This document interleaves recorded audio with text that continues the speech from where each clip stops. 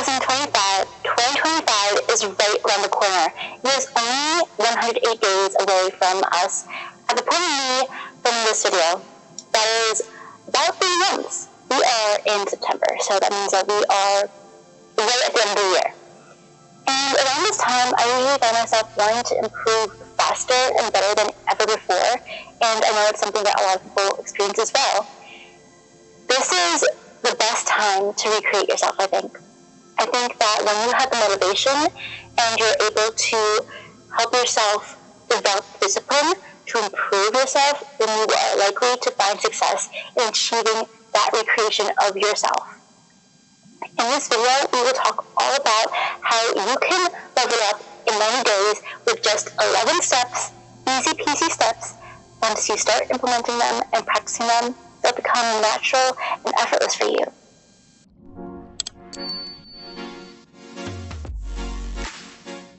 Hi Pearls! I'm Lizi Pearl, and I'm a naturally powerful master manifester of all of the best. And I want to help you manifest your best life that you desire, dream of, and deserve. Please like, subscribe, and ring the bell notification if you want to glow up and level up right now, and maybe share it with a friend for good luck. The question of today's video is, what specific goals do you have before 2024 ends, and what goals do you have for 2025? Please let me know in the comments down below, and let's chit-chat about that. 11 steps to recreating your life so that you are living your best life in 2025 by getting prepared and planning for it, but also finishing off 2024 with a bang. We can do it.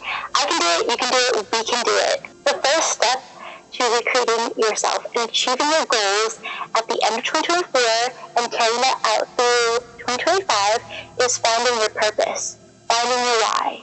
You've probably heard of this a million times before because a lot of people talk about it because it's important. When you have a reason behind what you're doing, you're more likely to follow through on whatever it is you're doing to get to that place that you want to be at. And it's advice that I've heard from so many successful people who struggled throughout their lives until they were eventually able to get to the point of achieving everything that they ever wanted, manifesting everything that they ever wanted. We need to be clear on why we want to get what we want. And it doesn't have to be anything super profound, but sometimes if it is, that could help a little bit extra. So for me, for example, my reason for why I want to do what I am doing is I want to help inspire people and teach people how to live their best lives while also pursuing my best life and the best life I could possibly provide for my family and the people that are important to me and people in need. So that is the reason why I try to pursue everything that I am doing. And for you, it might be as simple as you want to wake up happier in the morning, you want to be healthier, you want to set up a foundation for a healthier life throughout your entire life. There's so many different reasons. You could be doing it for your dog, for your cat, for your siblings. There are so many reasons why you could be doing something. It could be for yourself, for someone else. It could be for a simple reason or an elaborate reason. But you just need to find what reason resonates best with you, why you're doing what you're doing. Because we are all going on journeys throughout our entire lives, and we need to stay focused on what it is that we want in order to live the lives that we want. There are a few different things you can do to find out what your purpose is for trying to live your best life, and you can sit down, grab a piece of paper, and do some simple questions and answering to do that. Ask yourself, what feels right when you are pursuing what you want in your life? Ask yourself, who will this affect and how it will affect them and why that matters? Ask yourself how you feel when you think about the life that you are going to live. And ask yourself what things would change and why you want them to change. those questions can help you figure out what it is that is your why. Because it's really a simple question, but I feel like it seems a lot scarier than it actually is. You know, it's one of those things about knowing ourselves, and we're taught all the time in the US, for example, to know more about the people around us than ourselves, but self-introspection and self-knowledge is so important to be able to succeed in the areas that we want to succeed in and in our lives in general. So find out what your purpose is. Take time to answer those questions, to delve deep into what it is that makes you feel something important and strongly, and why it makes you feel that way, and how what you are pursuing can change that for the better, and who you can change for the better for. Of course, we should be changing the better for ourselves as well, but who else could it help? Your parents? Your siblings? Your pets? Your significant other? There's a lot of good that can happen from good for ourselves. When something good happens to you, you're able to spread that good even further. Like if you become a millionaire, you're able to help people in need and donate so much more to charities and start organizations to continue to spread the love. That's why it's important to know why we're doing what we're doing and to succeed in what we're doing, because good magnifies good. When you are on a journey of improvement, even if it's just the end of a year or the beginning of a year or whenever it is, you want to keep learning. Lifelong learning is such an important thing. It's something that I am such a fan of, because our goals in life are to improve and to learn. And learning helps us improve. And when we find out more about the world around us, we're able to act with better decision making, as well as help more people and help ourselves more. The things that you might want to focus on learning about are the things that have to do with your particular goals. For example, if you want to get into business and entrepreneurship, find out as much as you can about the particular business you want to be in. If you're looking to sell art, for example, find out about the art business, how to sell art, how to market yourself, and how to get commissions. If you want to be a freelance writer, figure out how to pitch to companies or to other people, or find out avenues where you can sell your writing. I want to be a content creator, and so I'm doing as much research as I can on how to do that. I'm watching really successful, amazing, beautiful content creators like Camcore and Mary Alice Suzuki, and trying to learn from them and implement what I learned from them in my own work. Because when we learn things, we can also, like with good, spread our knowledge. And it's so important. I am really excited to continue this adventure of content creation, and I've bought books. I have 2 books on YouTube. One is Read This If You Want to Be Famous on YouTube, which is a really catchy, cute title and caught my eye.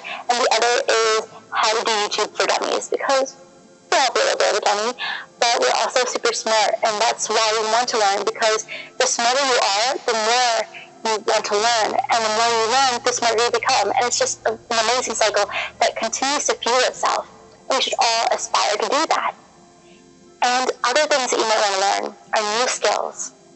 I personally am subscribed to Skillshare. I'm not sponsored by them, but I am subscribed to them because I really think it's important to have an avenue for learning.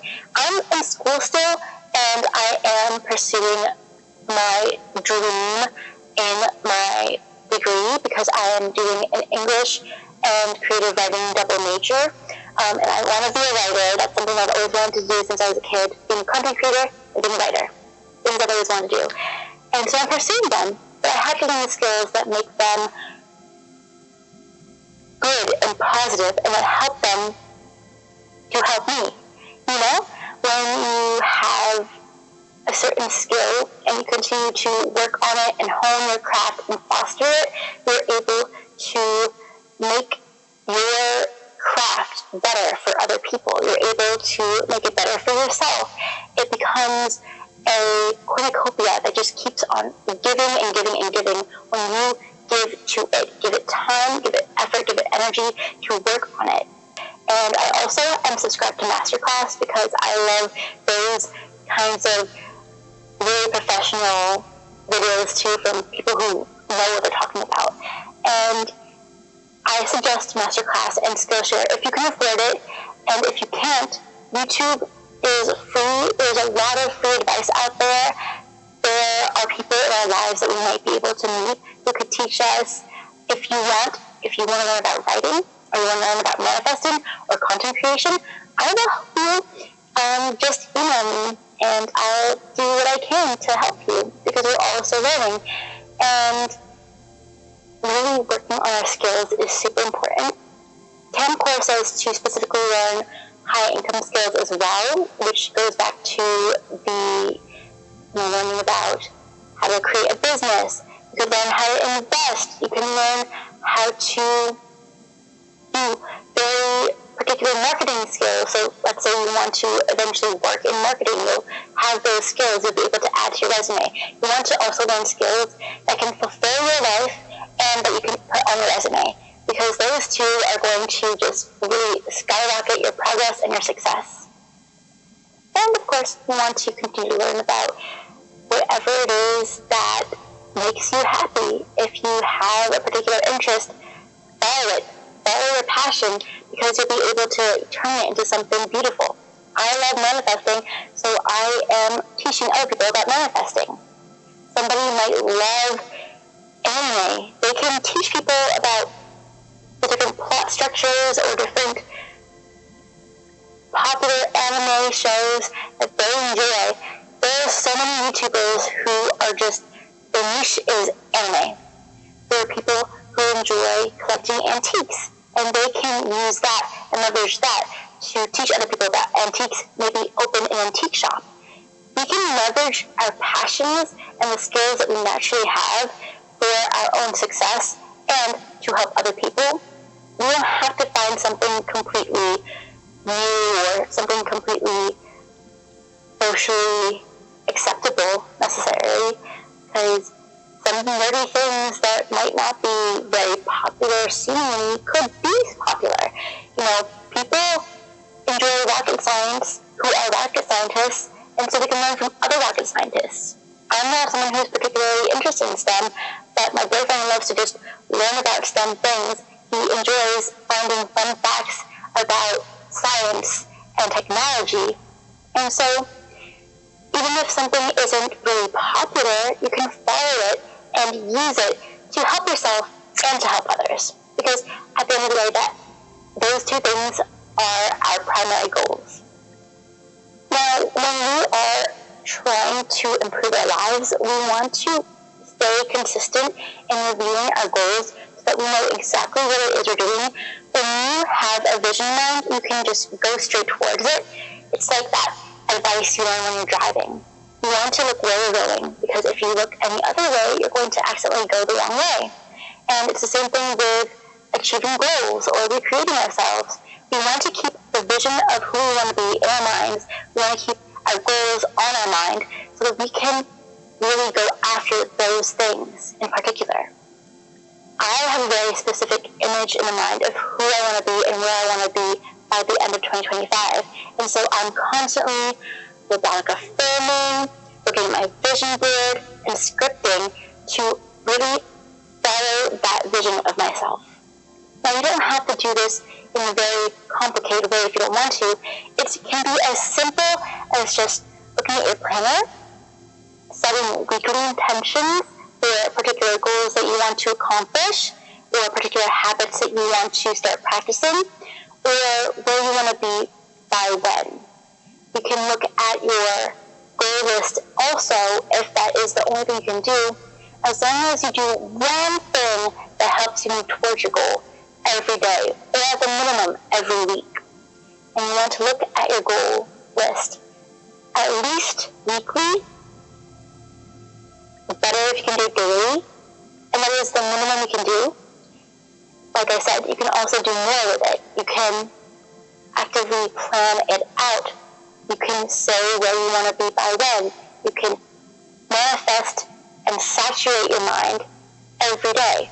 You can do it at the minimum, but I recommend, if you were able to, if it is possible for you, to go as far as you can with it. Because the more you can give to it, the more it can give back to you.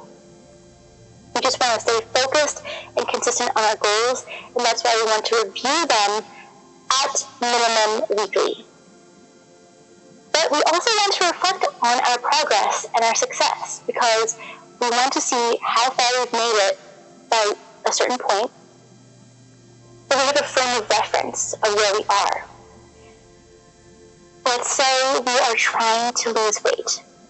I am trying to work on that at the moment because I do have PCOS, I should say sometimes, and it is important for my health that I do lose weight, especially because there are certain things in my family that run in my blood that I don't want to have to experience for both myself and for my family members.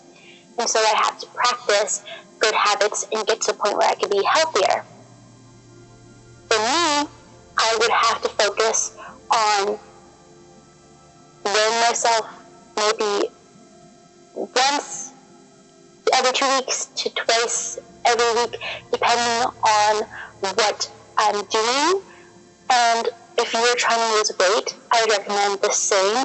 I'm not a doctor, so I really don't have the authority to give medical advice, but this is what I'm trying to do for myself, and something that you could do for yourself as well. You can measure your waist. If you have one of those fancy scales that checks your BMI and your fat percentage and your muscle percentage, that could be really helpful too. It's just having a frame of reference and scoring where we are so we can mark our progress and make sure that we're on the right path. Reviewing our goals and reflecting on our progress go hand in hand, and it is important that we do both. We just want to make sure we are heading where we want to go, kind of like when you check the map every few miles if you're on a road trip. That's what we want to do. We want to review our goals and reflect on our progress. Now, there's also tangible actions that we can take to achieve our goals. Micro habits, for example, are phenomenal. They're a blessing because you can implement them so simply every day. You can use micro habits in even 15-minute intervals. Pam Core, for example, has her daily list and time blocks out 15 minutes between important events in her schedule so that she can practice micro habits. It can be something as small as drinking a glass of water or taking a 10-minute walk. It can be meditating for 5 minutes. Micro habits are meant to be small and simple and easy so that we can practice the art of showing up. I watched in masterclass the author of Atomic Habits, James Clear, talk about the concepts that he has in Atomic Habits. I own the book. I'm going to be reading it at some point, but for the time being, I've been watching and rewatching his video on the concepts in his book. And he says that the art of showing up is really important. Mary Alice Suzuki pointed out that he mentioned in his book, if you just put on your running shoes, you're already winning half the battle.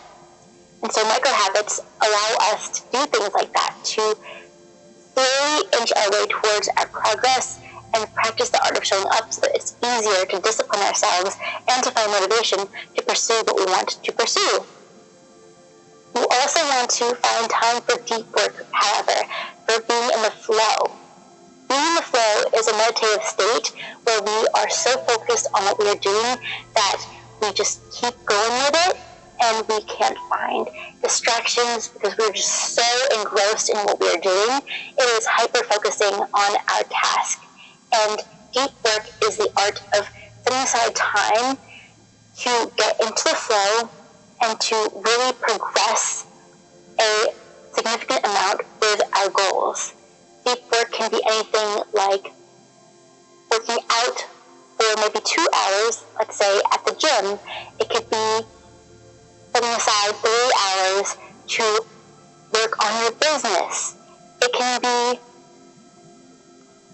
taking time to plan out your entire week or your month or even just your day so you can know exactly where you want to be by certain points, and so you can know what steps you want to take to get there. Deep work can also be research and studying and practicing of whatever skill we want to learn or improve, or whatever knowledge we want to really absorb or to teach. The important thing is to practice the art of showing up with micro habits and to get into the flow with deep work. We want to create an alter ego by the end of 2024 and by the beginning of 2025. Why do we want to do that?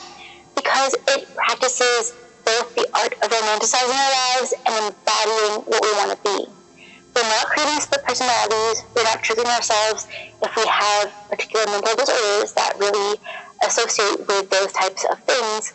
We are practicing healthy boundaries, but also encompassing certain traits that we want to have within ourselves. And this is something that we do every day, whether we realize it or not.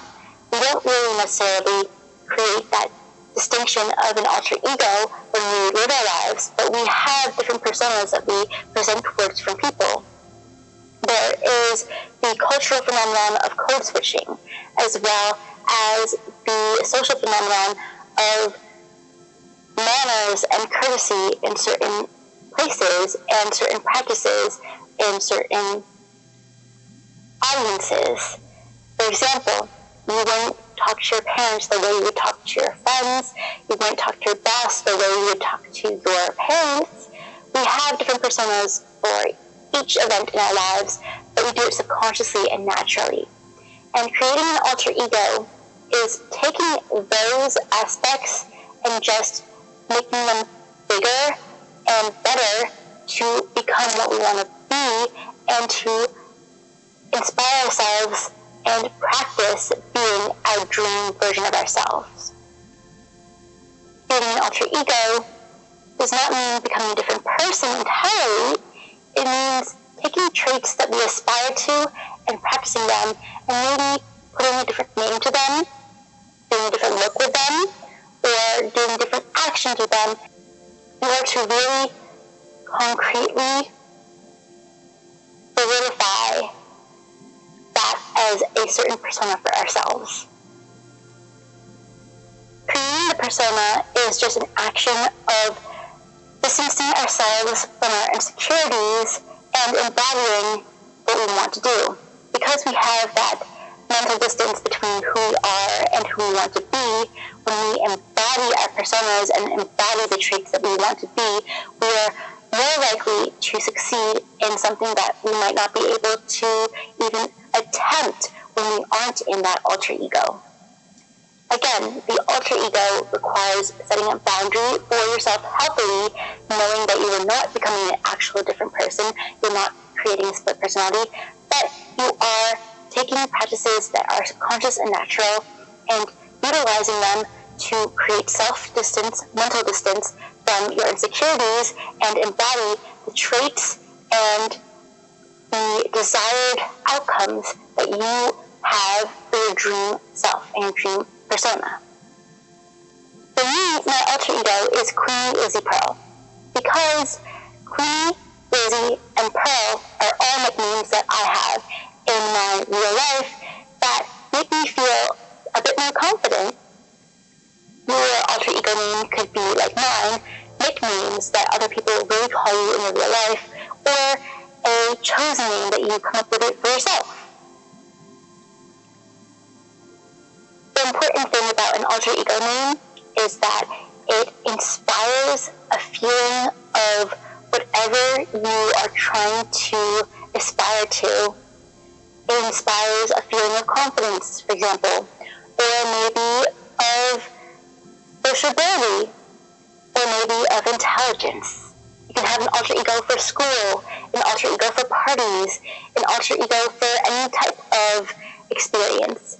The idea is to take that distinction that, again, happens naturally and really focus on it to intentionally find aspects of it that we want to try to do, but might not have the confidence or the security to try to do when we are in our base persona. Your alter ego could be the same for all of these different events, or you could have a different one for each event. The important thing I want to reiterate is creating mental distance and embodying who we want to be.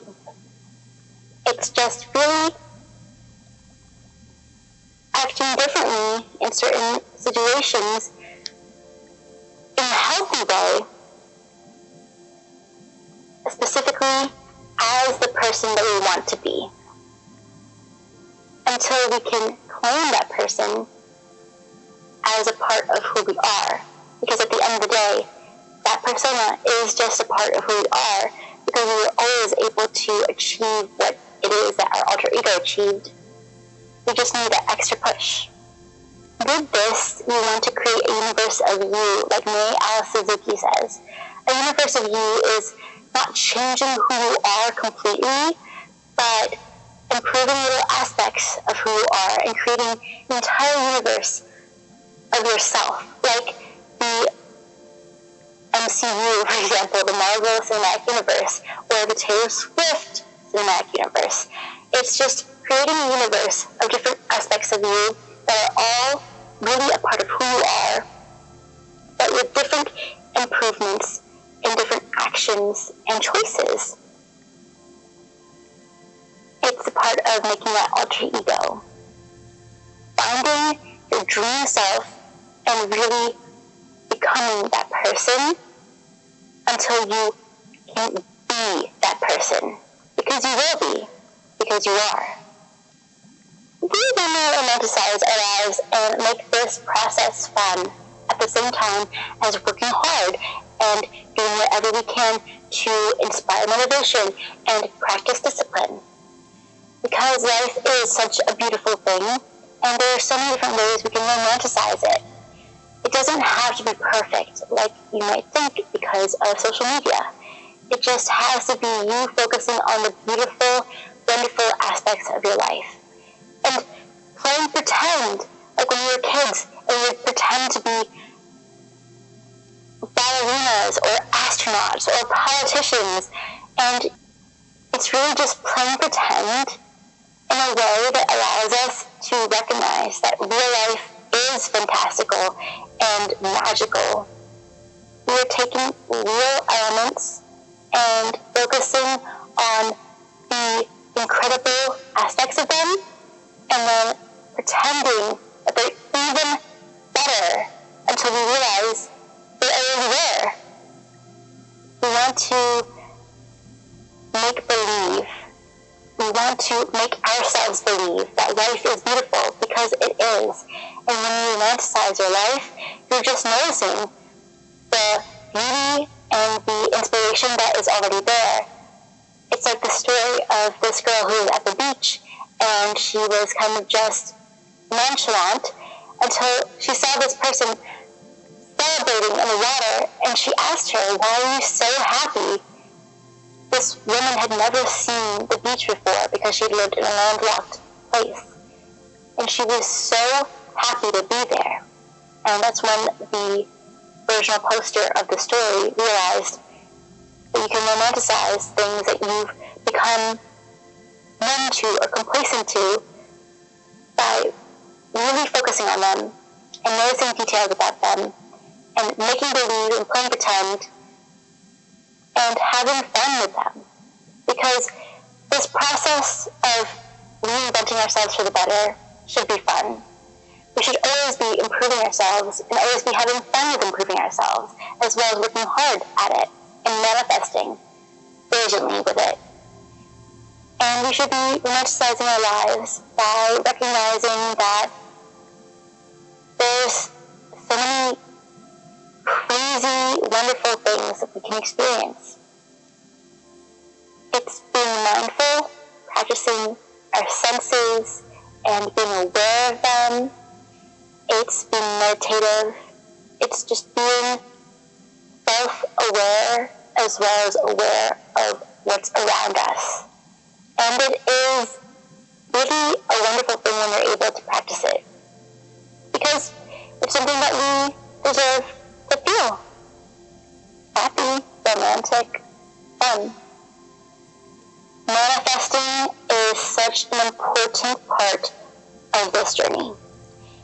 And it's something that we do naturally and we do all the time because we've manifested everything in our lives. When I say you're going to manifest, I mean you're going to intentionally manifest. You're going to pick out what you want to manifest in your life and you're going to intentionally bring it about in your existence, in your reality. Pick up in your 4D, your mind and your heart, it's your 3D, your reality, your surroundings, your life. Manifesting is way more simple than everyone makes it out to be. You don't have to do crazy techniques or crazy methods. The whole point of those things is to make it easier for us. The real, true foundation of manifesting is imagining that we have what we want and embodying what it is we want. Because the law of attraction and the law of assumption and the law of alignment, all three of the LOAs work together. And all that they require is to imagine that we have what we want, to embody what it is that we want to be, and to act and feel and think and speak as if that life, that person we want to be, is already ours, is already us. So it's simple. That's all that there is to it. I am still going to make lots of videos about it because sometimes it takes one particular phrase to clarify something for people. I've watched dozens of videos before where I have not understood truly what someone is saying until I hear one particular person say it in one particular way. And I've been studying and practicing and researching manifestation since I was 12. That was 12 years ago. Yes, I am a Y2K baby. By the way, be sure to check out my blog, opearlperspective.com. That's opearlperspective.com for some glow up and level up freebies, one-on-one coaching with me, and more great content. But we just want to manifest, and we can, and we will, and we are. It's important to adopt a healthier lifestyle as we are working on this journey of improving ourselves, recreating ourselves, and achieving our goals. Because while adopting a healthier lifestyle might be a part of those goals, might be a part of that person you want to be, it's the practice of actually doing it that is important. And it is the foundation for us to find success.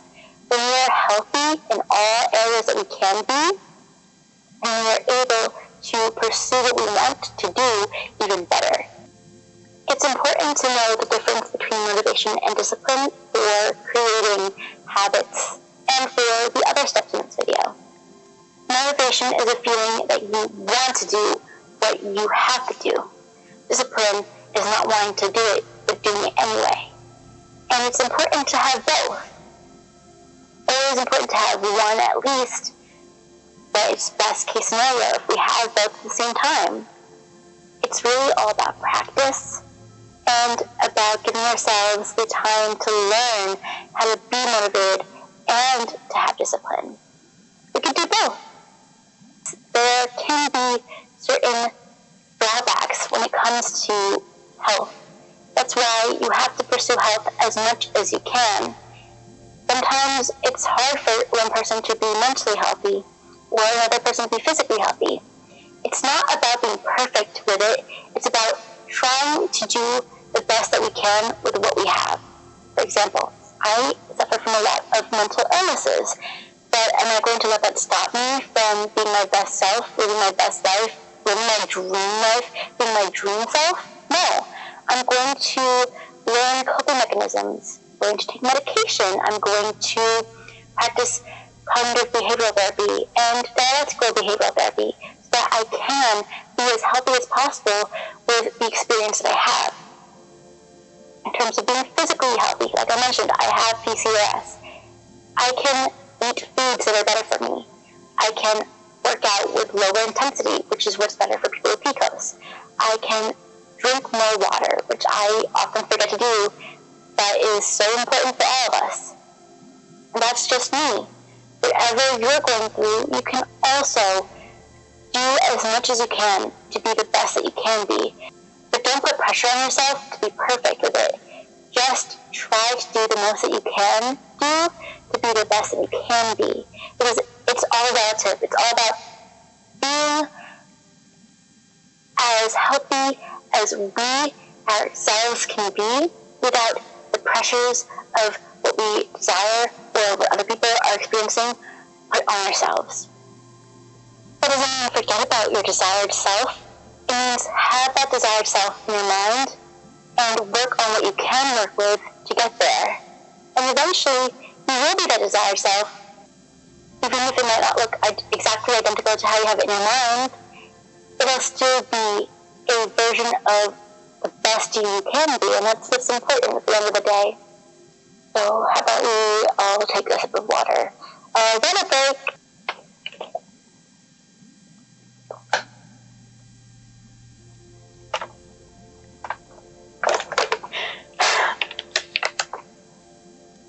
Hydration. Let's reframe our mindsets. Because when we want to achieve something, it's so much easier to do that when we have a mindset that supports our goals. What I mean by that is, let's say you want to work out. James Clear had an anecdote that really supports this. A teacher taught him once, instead of saying, I have to do push-ups, say, I get to do push-ups. Instead of saying, I have to go on a walk, say, I'm the kind of person who loves going on walks. It's all about taking negative things and reframing them for the better. You can even do it with yourself. Let's say you have an insecurity. Let's say you talk a lot. Instead of being like, oh my gosh, people think I'm crazy because I talk so much, you can say, wow, I'm charismatic and I am eloquent because I practice talking all the time, so I'm really good at being a people person and I'm really good at being conversationalist. Reframing our mindsets is the bare minimum we can do to be better, but let's not forget about everything else too. Let's try to practice all of these things to the best of our abilities. It's important too to work on self-concept for this, because self-concept can help be the foundation of our mindsets. Self-concept is the beliefs you have about yourself. It is your self-esteem, your self-image, your self-worth. You want to work on it so that you feel like you're valuable to yourself, and so that you can see yourself as the best person ever, instead of feeling like you're not, because you are the best person ever. While we all are, you know? And last but not least, I want to leave you with the last piece of information. You can improve your self-concept by journaling about how incredible you are. Or something that I want to do is create a yearbook for myself with quotes and messages from all the people that I love, who love me, about why they love me. Working on your self-concept could be affirming that you are incredible. It could be looking at yourself in the mirror every day and talking to yourself about how much you love yourself. It could be writing diary entries about why you're so great. It could be talking about things that you are insecure about or upset about, and reframing them in your speech so that there are things that you're confident about and happy about. Let's say you are insecure about your weight. Instead of saying, I hate how I look, but instead, wow, my body really loves me, and I can work to love it back by being healthier. And this can work for if you're trying to lose weight or gain weight, because the important thing to remember is that our bodies love us, and that we can love our bodies by being healthier, regardless of what that looks like for us, as long as it is truly being healthy, which will eventually be being happy if we do it in a way that is absolutely wholesome and kind to ourselves. Let's say you are insecure about how your hair looks one day. of saying, ew, I hate how my hair looks, you'd say, ooh, I could try a new look another day. Or pretend that it does look good at that time and be like, oh, my hair looks amazing. You can either focus on how you want it to be in the future, or pretend that how you want it to be in the future is as it is now, if that makes sense. It's all about reframing and working on our mindsets and self-concepts to be better for us, so we can be better for ourselves too. The last step to recreating yourself in 90 days is to try new things. Try all of the steps I have given you today. Try other steps that other YouTubers like Tamcore, May Al Suzuki, and more have given you. It's all about learning as much as we can and improving as much as we can, and constantly doing that. Not in a way that is harmful or strict, but in a way that is loving and fun. Try new things, learn a new skill, learn a new language. Step out of your comfort zone within safe and healthy bounds. Just try. I'm trying to be a content creator. It is a little bit scary, I will admit, but I'm doing it anyway. Try, do, and be. That is what you should really work towards for reinventing yourself for the end of 2024 and the beginning of 2025 and the rest of your life. There are 3 books that I want to share with you that I learned from other YouTubers about improving ourselves for this video. Atomic Habits by James Clear is great. I've watched his masterclass, like I mentioned, and I love it. The Slight Edge by Jeff Olson and John David Mann. May read it and said that it really helped her. And The Alter Ego Effect by Todd Herman, which was read by both May and Tam, and they really liked it. So I suggest it. Reading is a great way to learn more. Watching videos, reading, and practicing are all incredible ways and efficient ways to improve ourselves. Thank you so much for watching. I really hope and I know that you're going to succeed in making your life so much better and becoming your dream self by the end of 2024 and for 2025 and forever. Please like, subscribe, and ring the bell if you haven't already, and comment the affirmation of the day. I can do whatever I put my mind to because I am powerful and I am who I want to be right now. That's what we're going to talk about in the comment section.